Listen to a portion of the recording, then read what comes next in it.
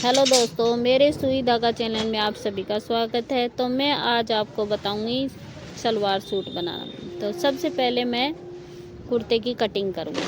तो मैं back part और फ्रंट पार्ट अलग अलग कर लेती हूं। तो अब मैंने कुर्ते के कपड़े को फोल्ड कर लिया। तो मैं सबसे पहले बैक पार्ट को कटिंग करूंगी। तो ये मैंने कपड़े को फोल्ड कर लिया है। सीधी साइड अंदर की साइड है और बाहर की साइड मार्किंग वाली उल्टी साइड।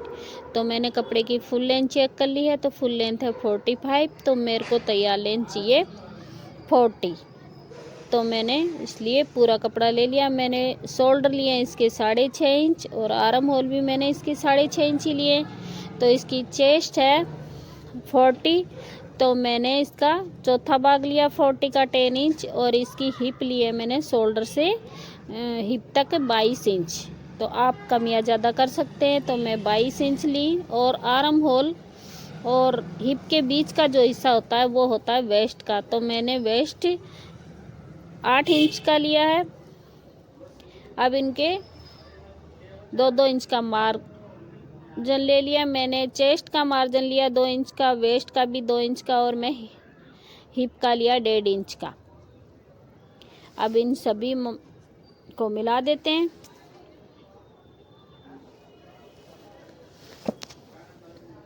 अब मैं इन सारे निशानों को मिला दूंगी।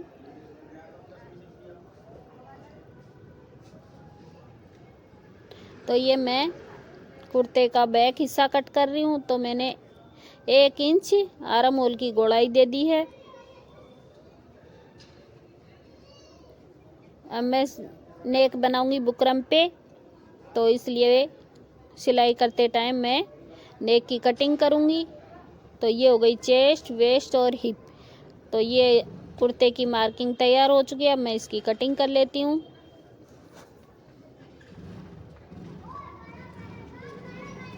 ये कुर्ते का बैक पार्ट तैयार हो चुका है कट के।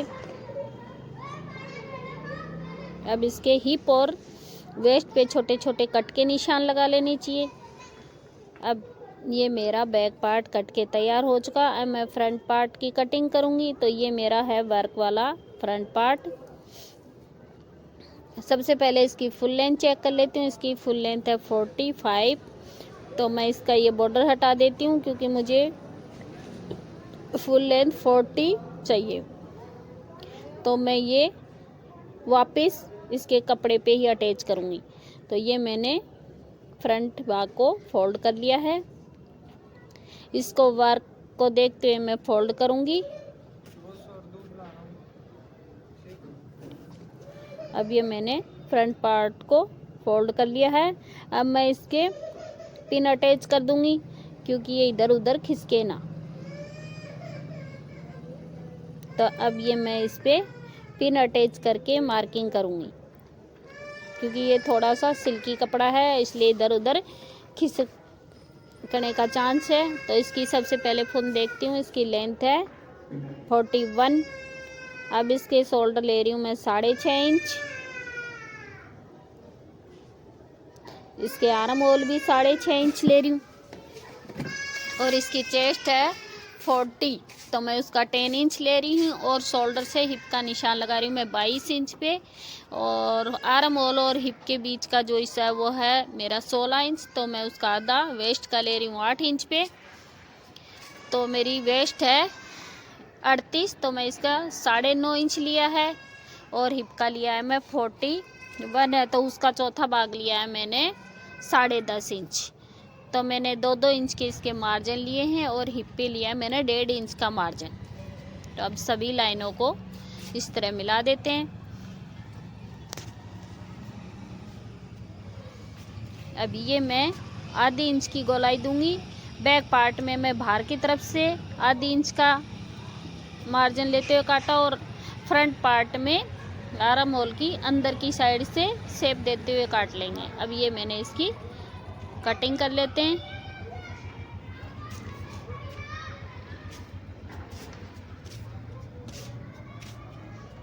तो ये मेरे फ्रंट पार्ट की कटिंग हो चुकी है।